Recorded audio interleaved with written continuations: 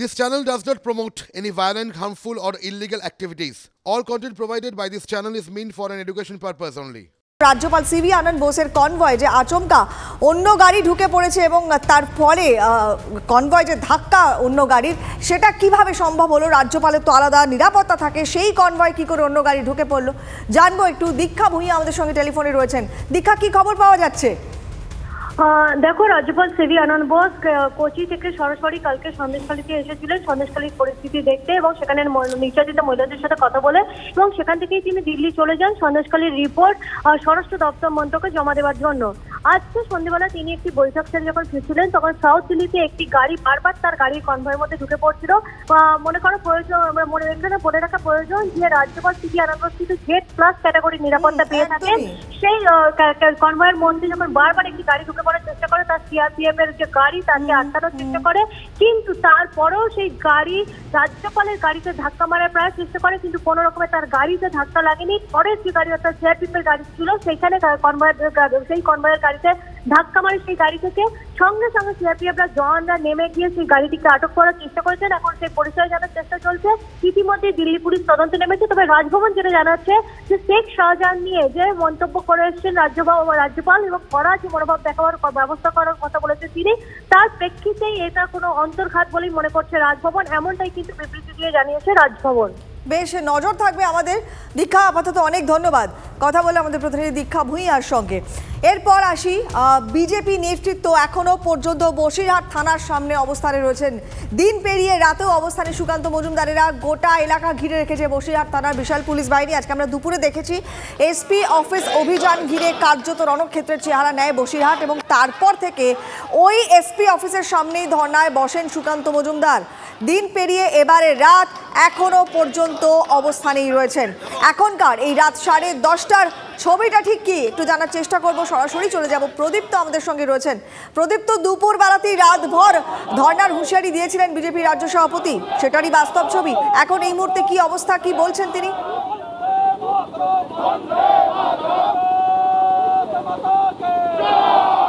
দেখো, এখনো সেই অবস্থায় রয়েছে। একটা সময় আমরা দেখেছিলাম এসপি অফিসের সামনে যে ব্যারিকেড করা হয়েছিল, সেখানে সুকান্ত মজুমদার সহ দলের কর্মী সমর্থকরা বসেছিলেন। এই মুহূর্তে তারা একটু সরে এসে পাশের যে মঞ্চ রয়েছে, সেই পাশের যে মঞ্চ সেখানে তারা অবস্থান করছেন, এবং সরাসরি সুকান্তবাবুর সঙ্গে কথা বলে নেওয়ার একটা চেষ্টা করব যে কতক্ষণ তাদের এই অবস্থান চলবে। সুকান্তদা, কতক্ষণ এভাবে আপনারা ধর্ণা দেবেন? আমাদের কর্মীদেরকে না ছাড়লে সারা রাতই থাকবো, আমরা তো বলেছি সারা রাত থেকে তারপরে কালকে সন্দেশখালী যাব। যদি পুলিশ আমাদেরকে কর্মীদেরকে মুক্তি দেয় তাহলে অবশ্যই আমরা ধর্ণা শেষ করব। পুলিশ এখনও পর্যন্ত বলেছে তারা কাউকে মুক্তি দিতে পারবে না, মুখ্যমন্ত্রী মমতা বন্দ্যোপাধ্যায়ের নির্দেশ। স্বাভাবিকভাবে আমাদের ধর্ণা চলবে, গোটা রাত ধরে চলবে। আমি আছি এখানে গোটা রাত। পুলিশ বলছে যে আপনারাও নাকি তাদের ওপরে আক্রমণ করেছে। কারণ পুলিশ এটা বলবে, নতুন তো কিছু না। তৃণমূলের সেখানেও পুলিশ বলছে। আমরা তো ছবি দেখিয়েছি, আমরা এসপিকে পাঠানো মেসেজ দেখিয়েছি, তারপরেও পুলিশ কোনো ব্যবস্থা নেয়নি। তারপরে যে ঘটনা আমরা আশঙ্কা প্রকাশ করেছিলাম সেটাই ঘটেছে। তো পুলিশ যদি নিরপেক্ষ হতো, পুলিশ যদি সৎ হতো, তাহলে তো ওই ছাদের উপরে লোক বসিয়ে রাখতো। পুলিশের রাখেনি পুলিশ। আর দেখো, সুকান্ত বাবুদের যে অবস্থান ছিল সেই অবস্থানেই তারা অনড় রয়েছেন, এবং তারা বারংবার যে কথা বলছিলেন যে দলের যে কর্মী সমর্থকরা রয়েছে তাদেরকে যতক্ষণ না পর্যন্ত পুলিশ ছাড়ছে ততক্ষণ পর্যন্ত তাদের এই অবস্থান চলবে। এখনো পর্যন্ত সেই তুমি নজর রাখো প্রদীপ্ত, তুমি নজর রাখো। রাতভর ধর্নার হুঁশিয়ারি বিজেপি রাজ্য সভাপতির। এখনো তিনি বললেন স্পষ্ট করে, যতক্ষণ না পর্যন্ত তাদের দলের কর্মী সমর্থকদের ছাড়া হচ্ছে তারা রাতভর ধর্নাতেই বসে থাকবে। নজর থাকবে আমাদেরও। প্রদীপ্ত, আপাতত ধন্যবাদ। পরে খবরে আসছি। এবারে সন্দেশখালীতে খেলা ঘোরানোর কথা বলছেন মন্ত্রী পার্থ ভৌমিক। 18 তারিখে আবার আসছি, সেদিন দেখবেন খেলা ঘুরে গেছে। নাজাটে দলের কর্মীদের সঙ্গে কথা বলার পরে এমনই মন্তব্য করলেন পার্থ ভৌমিক। একজন মহিলাও বলতে পারবেন না শ্লীলতাহানি হয়েছে। তবে অনেকে লিজের টাকা পাননি, কবুল করেছেন মন্ত্রী। যারা লিজের টাকা পাননি, দল তাদের টাকা পাইয়ে দেওয়ার ব্যবস্থা করবে, আশ্বাস দিয়েছেন মন্ত্রী। প্রয়োজনে শিবু হাজরার বিরুদ্ধেও দল উত্তম হাজরার মতোই ব্যবস্থা নেবে বলে জানিয়েছেন পার্থ ভৌমিক।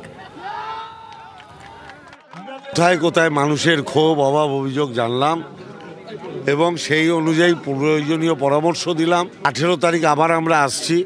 আপনারা সেদিন জানতে পারবেন যে খেলা ঘুরে গেছে। একজন মহিলাও দায়িত্ব নিয়ে বলতে পারবে না তার উপরে কোনো রকম কোনো শ্লীলতা নিয়ে হয়েছে। অভাব অভিযোগ আছে, অনেকে লিজের টাকা দেয়নি, মানুষকে ঠকিয়েছি। একজনকে আমরা অলরেডি দল থেকে সাসপেন্ড করে দিয়েছি। যদি এরপরে শিবপ্রসাদ হাজরার নামও আসে, দল উত্তম হাজরার ক্ষেত্রে যে সিদ্ধান্ত নিয়েছে শিবু হাজরার ক্ষেত্রেও একই নেবে। আমরা বলেছি লিজের তালিকা তৈরি করতে, যারা যারা লিজের টাকা পায়নি তাদের টাকা ফেরত করিয়ে দেওয়ার দায়িত্ব দলের আমরা করব। আমরা গ্রামবাসীকে এই কনফিডেন্সটুকু দিতে চাই, মমতা ব্যানার্জির আমলে তাদের উপরে কেউ যদি অত্যাচার করে সে যত বড় তৃণমূলই হোক পার পাবে না, তাকে দল থেকে বার করে দেওয়া হবে। দেখুন, পার্থভৌমিকের মতো লোকেরা খেলা ঘোরানোর চেষ্টা করবে, কিন্তু বাংলার খেলা আগেই ঘুরে গেছে, এরা জেলে থাকবে আগামী দিনে। পার্থভৌমিককে বলবেন নেতা হওয়ার আগে কত সম্পত্তি ছিল, এখন কত সম্পত্তির মালিক হয়েছে, ওনাকেও জেলে থাকতে হবে, সেই সময় আসছে। পার্থভৌমিকরা এরপরে মহিলাদেরকে চাপ দিয়ে মিথ্যে কথা বলাবে, মিথ্যে সাক্ষী দেওয়া হবে, তাদেরকে ভয় দেখাবে, তাদের ছেলে মেয়েকে খুন করা, তাদের স্বামীদেরকে খুন করার ভয় দেখাবে। আমরা জানি তো এই খেলা, এটাই তো খেলা। মহিলাদের ইজ্জতের তো দাম নেই তাদের কাছে। তাদের বাড়ির মহিলারা যদি ভুলুণ্ঠিত হতো ইজ্জত, তখন দাম থাকতো। আপনার আমার বাড়ির মহিলাদের ওদের কাছে ইজ্জতের 1 পয়সা দাম নেই। সন্দেশখালী কাণ্ডে সুকান্ত মজুমদারের মুখে এনকাউন্টার দাওয়াই। শিবু উত্তমদের এনকাউন্টার করে শাস্তি দেওয়া উচিত। চিড়িয়াখানা বানিয়ে শিবুদের টিএমসি পার্টি অফিসেও রেখে দিতে পারে। কড়া শাস্তির সওয়াল বিজেপি রাজ্য সভাপতি সুকান্ত মজুমদারের। এটা গণতন্ত্রের ভাষা নয়, তোপ দেখেছেন কুণাল। যদিও সিপিএম নেতা অমিয় পাত্র তিনি আবার ভিন্ন দাবি করেছেন। তার দাবি, দলমত নির্বিশেষে জনগণের উচিত এই ধরনের অপরাধীর উপযুক্ত শাস্তি দেওয়া। রাত 12টার সময় মেয়েদের ডেকে পাঠানো, এই রকম ব্যবস্থা আছে কোথাও? এটা আমরা ভাবতে পারি না। সব দলের জামা পতাকা খুলে দিয়ে জনগণের একসঙ্গে জোট বেঁধে গিয়ে পিটিয়ে মেরে দেওয়া উচিত। এদের একটাকে বাঁচিয়ে রাখা উচিত নয়, তবে এই মেয়েরা শান্তি পাবে। যারা এই কাজ করেছে তাদের উচিত, আইনের উচিত এনকাউন্টার করে তাদেরকে উপযুক্ত শাস্তি দেওয়া। এটা কোনো গণতন্ত্রের ভাষা হতে পারে না। যে যাকে পছন্দ করছি না, যে শত্রু, যে প্রতিপক্ষ, এই এনকাউন্টারের ভাষার ফলশ্রুতিতে এরপরে শীতলকুচিতে গুলি করে মারা হয়েছিল কেন্দ্রীয় বাহিনী দিয়ে নিরীহ গ্রামবাসীদের। সম্মানহানির সংজ্ঞা কি? শুধু ধর্ষণেই সম্মানহানি? পুলিশকে প্রশ্নের মুখে ঠেলে দিয়েছেন সন্দেশখালীর মহিলারা। মাঝরাতে বাড়ির বউদের ডেকে 5 ফরমাস খাটানো সম্মানহানি নয়? রাস্তায় কটূক্তি করা, হাত ধরে টানাটানি সম্মানহানি নয়? পুলিশকে পাল্টা প্রশ্ন সন্দেশখালীর মহিলাদের। জাতীয় মহিলা কমিশনের সদস্যদের প্রতিনিধি দলকে কি বললেন? আমরা ওনাদের কাছে আমাদের অভিযোগগুলো জানিয়েছি। আমরা ওনাদের কাছে বলেছি আমরা কেন্দ্র বাহিনী চাই আমাদের নিরাপত্তার জন্য। রাজ্য মহিলা পুলিশের একটি দল, উচ্চ পর্যায়ের দল, সেটিও বিভিন্ন জায়গায় এলাকায় ঘুরছে। আর সেই ক্ষেত্রে তারাও যদি আসেন তাদেরকেও কি আপনারা সে কথা জানাবেন? ভরসা আছে? না, ওনাদের ওপরে সেইভাবে আমাদের ভরসা নেই, কারণ ওনারা গতদিন এসেছেন, ওনাদের বক্তব্য আমরা শুনেছি টিভির নিউজে। সেখানে দেখলাম যে ওনারা যে সংবাদ এখান থেকে নিয়ে গেছেন সেই সংবাদ ওনারা জানাননি। উপরন্ত তিনি গ্রামবাসীর ওপরেই অবজেকশনটা দিয়েছেন যে ওনারা মিথ্যে কথা বলছেন। একটা মেয়ের ওপরে রেপ করে তারা শিবু হাজরা বা উত্তম সর্দার তার হাতে কি মেডিকেল রিপোর্টটা ধরিয়ে দিত যে তোমাকে আমরা রেপ করেছি, এটা আই কার্ড আধার কার্ডের মতো গুছিয়ে রাখো, পরবর্তীকালে এটা প্রমাণপত্র হিসাবে পেশ করতে হবে, ঠিক উত্তরটা দিয়ে দিতাম ওনাকে। কিন্তু ওনারা তো আমাদের সামনে আসেননি, ওই জন্য উত্তরটা ওনাকে আমরা দিতে পারিনি। জাতীয় মহিলা কমিশনের উপর আস্থা অবশ্যই আছে, অবশ্যই আছে। রাজ্য যারা মহিলা পুলিশের দল তাদের উপরে আস্থা না, ওনাদের উপরে আমাদের কোনো আস্থা নেই। কেন? কারণ ওনারা আমাদেরকে সেই প্রোটেকশনটা দেননি। আমরা যেটা অভিযোগ জানাচ্ছি তার উল্টোটা ঠিক প্রকাশ করছেন। এখন ওরা আমাদেরকে হুমকি দিয়েছে, ভয় দেখাচ্ছে। পুলিশের প্রশাসনের উপর আস্থা আছে?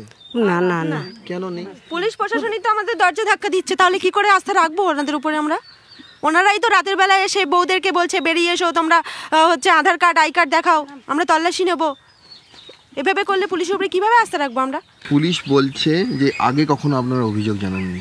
শিবু হাজরা শাহজাহান শেখকে যদি বাইকে করে করে যদি পুলিশ অফিসাররা পার করে নিয়ে আসে, তাদেরকে প্রোটেক্ট করে নিয়ে আসে, তাহলে আমরা কোন সাহসে যাব তাদের কাছে? কি বলে পুলিশ? যে এখানে হবে না, ওই শিবু হাজারের কাছে যাও, ওখানে গিয়ে শাহজাহান শেখ শিবু হাজারের কাছে যাও, ওখানে গেলে ওরা মিটিয়ে দেবে ব্যাপারটা। ওই একটা জিনিসেই কি আমাদের সম্মানটা যায়? কেন আমাদের আর অন্য কিছু সম্মান নেই? হয়তো কিছু মুষ্টি মেয়েও আমাদের ধর্ষণ হয়েছে, কিন্তু তাদের সমাজে বাঁচতে হবে, তাদের স্বামী শ্বশুর শাশুড়ি সবাই বাড়িতে আছে, বাচ্চা কাচ্চা আছে, তো সেক্ষেত্রে সে কি বলবে যে আমি এটা হয়েছি? বলছি উনি সিরিয়াল তৈরি করেন না, একজনের 14-15টা করে বিয়ে দিয়েও আবার অবৈধ সম্পর্ক। উনি আবার মহিলা কমিশনার হয়েছেন আমাদের এখানে উনি মহিলা কমিশনার। সম্মানহানির সংজ্ঞা কি? উত্তর দেবে রাজ্য পুলিশ, উত্তর দেবে বসিরহাট জেলা পুলিশ, উত্তর দেবে সন্দেশখালী থানা, উত্তর জানতে চাইছেন সন্দেশখালীর মহিলারা। ক্যামেরা দেবব্রতর সঙ্গে সৌরভ দত্ত, TV9 বাংলা, সন্দেশখালী। ভূতের গল্প সবাই ভয় পেয়ে যায়, ভূতের গল্প সবাই আলোচনা করে, ভূতের গল্প নিয়ে হই হই পড়ে যায়। সন্দেশখালীতে ভূতের গল্প ছড়াচ্ছে বিরোধীরা, মা বোনেদের ওপর ওখানে একেবারে এই নির্যাতন চলতো, এই ফিল্মি কায়দায় গল্প ছড়ানো হয়েছে ভূতের গল্পের মতো। ভূত কেউ দেখেনি, আমার সঙ্গে হয়েছে বা আমি জানি অমুকের সঙ্গে হয়েছে, কেউ বলতে পারছেন না।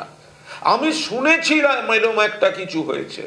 এই ধরনের একটা নেতিবাচক কাণ্ড করে স্মৃতি ইরানি বা বিজেপির নেতৃত্ব বাংলাকে কলুষিত করার চেষ্টা করছেন।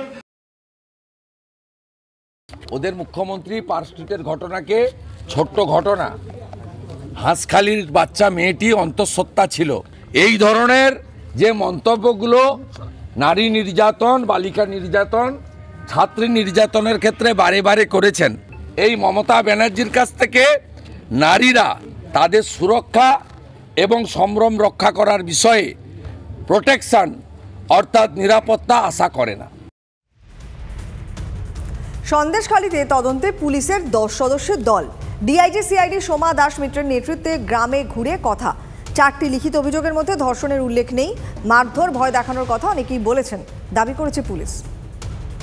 যেটুকু যারা স্পেসিফিক কিছু বলতে চেয়েছে, কমপ্লেন দিয়েছে, সেটা আমরা নিয়েছি এবং অ্যাকর্ডিংলি আমরা সেটা এখানে দিয়ে গেলাম। আমরা তো ভয় কাটানোর জন্যই তো এসেছিলাম। অবশ্যই আমাদের সাথে কথা বলেছেন, নিজেদের যা মনের কথা কিছু বলেছেন সেটা আমরা শুনেছি এবং সেটার ক্ষেত্রে যেটা করার দরকার নিশ্চয়ই করা হচ্ছে। আজকের দিনের জন্য আমরা 4টে পেয়েছি ইন রাইটিং, সেটা ওনাদের যেটা মনে হয়েছে ওনারা সেটা বলেছেন। শারীরিকভাবে নির্যাতন বলতে হয়তো কারোর ক্ষেত্রে হয়তো বলেছে যে কারোর একটা মারধর হয়েছে, কাউকে মারধর করা হয়েছিল, বা কাউকে বেসিক্যালি বেশিটাই হচ্ছে ভয় দেখানো হয়েছিল, যে নিয়ে গিয়ে বসে রাখা বা অত্যাচার করা হবে এই ভয়টা দেখানো। ওনারা বলেছেন যে ওনাদের কাছে বিভিন্ন রকমের সেই সময় ভয় দেখানো হতো, ভয়টা হতো। সন্দেশখালী নিয়ে উষ্মা প্রকাশ বিচারপতি অভিজিৎ গঙ্গোপাধ্যায়। সন্দেশখালীতে এমন কাণ্ড ঘটছে প্রশাসন জানতো না, প্রশ্ন তুলেছেন বিচারপতি। পুলিশের আগে থেকে জানা উচিত ছিল, ক্ষোভ প্রকাশ করে মন্তব্য বিচারপতি গাঙ্গুলির। আমি অত্যন্ত ক্রুদ্ধ এবং ক্ষুব্ধ। আদালত তো আছে, আদালতের কাজ তো করছে। সব জায়গায় তো লক্ষ্মী ভাণ্ডারের নাম করে ডেকেছে, এরকম ঘটনা কি ঘটেছে পৃথিবীতে বা ভারতে, পশ্চিমবঙ্গে? সব জায়গায় সব গ্রামে রাখছে, সব মৌজায় রাখছে, এরকম তো নয়। কোনো একটা জায়গায় করেছে, যারা করেছে তারা দুর্বৃত্ত। এখানে একটা প্রশ্ন যেটা উঠে আসছে অনেকের মনে, যেমন আমার মনেও, সেটা হচ্ছে প্রশাসন কি জানতো না এরকম ঘটনা ঘটছে? এটা একটা বড় প্রশ্ন হয়ে দাঁড়িয়েছে, যে প্রশাসন জানতো না নাকি পুলিশ প্রশাসন জেনেও চোখ বুজেছিল। দিনহাটা 2 নম্বর ব্লকের নাজিরহাট বাজারে বিজেপির পথসভাতে হামলার অভিযোগ। বিজেপির ওবিসি মোর্চার কেন্দ্রীয় নেতৃত্ব মাহফুজা খাতুন বক্তব্য রাখার সময় হামলা হয়। শাসক আশ্রিত দুষ্কৃতীরা হামলা চালায় বলে অভিযোগ বিজেপির। সভাস্থলে বোমাবাজিও করা হয় বলে অভিযোগ। ঘটনায় আহত অবস্থাতে হাসপাতালে ভর্তি বেশ কয়েকজন বিজেপি কর্মী। যদিও হামলার অভিযোগ অস্বীকার করেছেন দিনহাটা 2 নম্বর ব্লকের তৃণমূল সভাপতি দীপক ভট্টাচার্য। হাওড়া ব্রিজের ওপরে চলন্ত গাড়িতে আগুন। হঠাৎ করে একটি গাড়িতে আগুন লেগে যায় এবং দাউ দাউ করে জ্বলতে শুরু করে দেয় গাড়িটি। দেখুন সেই ছবি। হাওড়া থেকে কলকাতার দিকে আসছিল গাড়িটি, সে সময় ব্রিজের ওপরেই এই ঘটনা। খবর পেয়ে ঘটনাস্থলে আসে দমকল একটি ইঞ্জিন। গাড়ির আরোহীদের সরিয়ে নেওয়া হয় নির্দিষ্ট নিরাপদ স্থানে।